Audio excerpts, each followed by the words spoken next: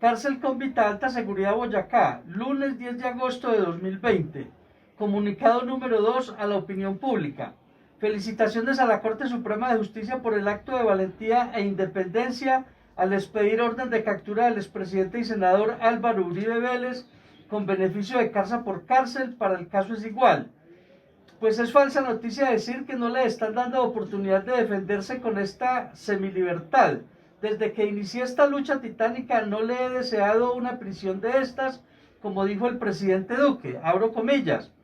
Los que laceraron al Estado no pagan cárcel, y por qué un alto dignatario sí, cierro comillas. Estas palabras a un gobernante de no acatar la justicia no le quedan bien, pero a un hombre leal sí. La diferencia es que el expresidente Uribe fue el máximo referente político de las Autodefensas Unidas de Colombia y actor del conflicto interno armado que no se ha desmovilizado como las FARC, que entregaron las armas y están contando su verdad ante la JEP. Hay que reconocerle la seguridad democrática en connivencia con las AUC y su proceso de paz improvisado y arrevesado. Pero todo combatiente lleva dos fusiles, el físico y el mental, que es el que no ha desmovilizado el expresidente Uribe, siendo este más peligroso que el que mató y no supo por qué. Con esta medida de aseguramiento ganaron las altas cortes, la justicia, las víctimas del conflicto, los parapolíticos, los yihis políticos, la democracia, el proceso de paz que está a mitad de camino, toda Colombia y el presidente Duque, que sin querer queriendo, como el Chavo del Ocho, quedó gobernando solo en bien de la paz y los 2 años que le restan de su mandato. Si bien es cierto, el COVID-19 partió la historia del mundo que iba desbocado. Los ricos, los famosos y los que ostentan poder levitaban. Y el dios de las nuevas generaciones casi que era el celular. Como diría la periodista Erika Zapata, ya sintieron el chiche del morroco, acuartelados en casa impotentes ante este enemigo biológico, que los hizo acordar que existe Dios nuestro Señor. Igual nos pasó a los internos de esta cárcel. Se nos metió el coronavirus sin temor que lo matemos.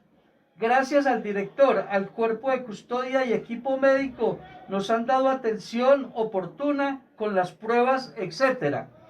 Igual se partió la historia de Colombia el 4 de agosto con la captura del político más importante en los últimos 30 años.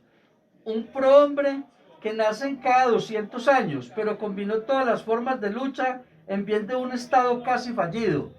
Tanto así que el Centro Democrático del presidente Duque está proponiendo cambiar la Constitución, reformar la justicia y unificar las Cortes, que es un exabrupto como unificar la Casa de Nariño con el Palacio Liébano. No inventen lo que ya está inventado.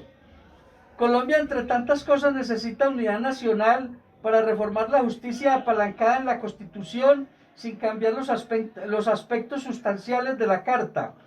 Estas reformas solucionarían la emergencia carcelaria, rebajando penas a los condenados y abriendo espacio a la delincuencia pospandemia. Se reglamentaría la extradición posconflicto y reformar el Tribunal de Justicia no para la paz, sino para las FARC, como está funcionando al día de hoy. No entiendo por qué despidieron el 20 de enero de este año la resolución número 008017 del 24 de diciembre de 2019, la cual, abro comillas, consideró priorizar las solicitudes de agentes del Estado no integrantes de la fuerza pública como las Autodefensas Unidas de Colombia, cierro comillas, y no aceptaron los excomandantes Javier Montañez y Mancuso, etc.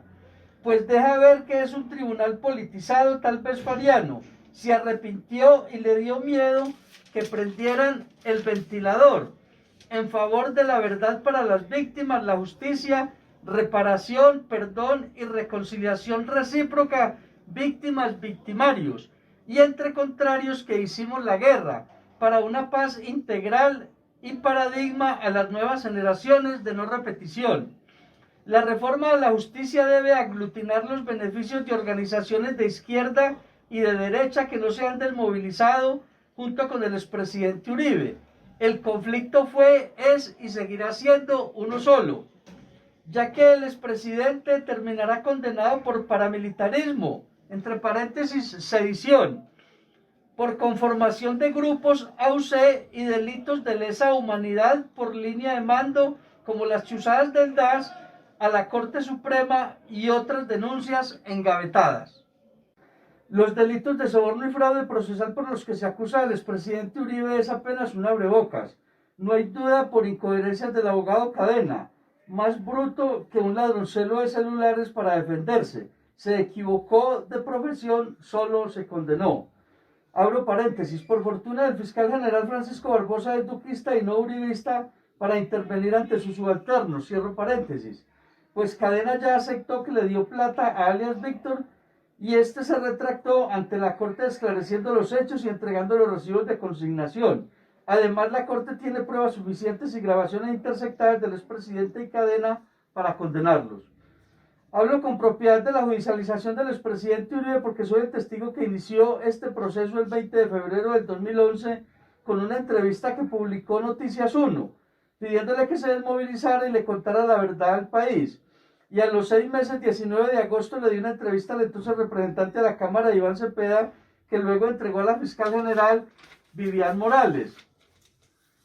Junto con la entrevista de Juan Monsalve alias Guacharaco en su condición de garante del proceso como víctima del conflicto y lobista ante el Congreso, la Corte Suprema, la Corte Interamericana de Derechos Humanos, la Corte Penal, el Parlamento Europeo y distintos organismos internacionales como la ONG Human Rights Watch. Lo contacté por intermedio de la abogada Mercedes Arroyave, que fue la primera defensora en el proceso que Uribe me denunció por calumnia, donde le gané 3-0. La doctora Mercedes le hicieron seguimientos, la amenazaron y le tocó renunciar, igual que otros 2 abogados. La estrategia del expresidente Uribe y sus abogados fue ignorarme ante los medios, que tampoco le dieron importancia a lo que dijeron mis testigos y los fallos de las primeras sentencias por paramilitarismo en su contra. Pero esto me sirvió para seguir de agacha recolectando pruebas y escribir un documento manual y ruta para la paz, haciendo catarsis de la fundación del bloque metro de la SACU, el cual es material probatorio en la Corte con los radicados 38, 4, 59 y 45, 110. Los testigos que el expresidente Uribe sobornó fue alias Simón y Castañeda, por medio del abogado Huizer Molina, actual alcalde del municipio de Amagá. Los vi llegar al bloque metro donde yo inicié en el año 95 y ellos se incorporaron en el 98. El objetivo era desvirtuarme, como lo quiso hacer con los testigos alias Diana, desertora de las FARC, que ingresó al bloque Cacique Pipintá bajo mis órdenes. Alias Jopra fue el comandante de mi seguridad desde el año 99 hasta el 2007 que me capturaron. Y alias Víctor fue comandante de la contraguerrilla Escorpiones y comandante de Urbán, Río Sucio, Supía y otros municipios de Caldas. Pero se dejaron sobornar de los abogados Cadena y Salazar por medio del abogado Samuel Arturo Sánchez, quien fue mi abogado personal y del Pipintá desde el año 2001 hasta hace poco tiempo. También sobornó a otros testigos, entre ellos alias Guacharaco. Lo conocí en el año 96 en la oficina de la Convivir El Cóndor en San José del Luz, corregimiento de San Roque, a pocos minutos de la hacienda Guacharacas, en una reunión con 3 de los principales fundadores del bloque metro, alias J, alias Filo, y Luis Alberto Villegas Uribe, alias Tubo, familiar del expresidente Uribe, que le administró la ganadería en Guacharacas y le dio la representación legal de la Convivir cuando fue gobernador de Antioquia mediante resolución número 42378, 18 de noviembre de 1996. Y luego me encontré en la cárcel con Guacharaco, donde iniciamos esta travesía. Es cantinflesco decir que el expresidente Uribe no sabía que Cadena estaba comprando testigos. ¿De cuándo acá un abogado se mueve sin la orden de su cliente y paga dinero de su bolsillo? Esa coartada no se la creen ni en la casa a un par de abogados que no coordinan una miada con una cagada, dice el refrán. Y como dijo la célebre periodista Lina Arango, abro comillas, por fin, cierro comillas. Después de 9 años es una realidad la judicialización del expresidente Uribe para la paz de Colombia. El que la hace la paga, dice el lema de gobierno. Pero el presidente Duque lo salvará mediante la legalidad y la paz genuina de todos los colombianos y países de la región. Abro comillas. Desvirtuar una verdad desgasta y entorpece, cierro comillas. Con todos mis respetos, excusas a las personas que les herí susceptibilidades, pues desmovilicé mi fusil por una pluma. En mi canal YouTube publicaré videos que estaban dispersos y los entregué a la Corte Suprema. Dios es anticoronavirus, amor, vida y salud. Atentamente, Pablo Hernán Sierra García, alias Alberto Guerrero, es comandante del bloque Cacique Pipintá, preso político de las AUC, presidente de la Corporación Províctimas, TD 3893, pabellón 5 del Colombianito, donde en la actualidad hay 21 personas con coronavirus. Muchas gracias.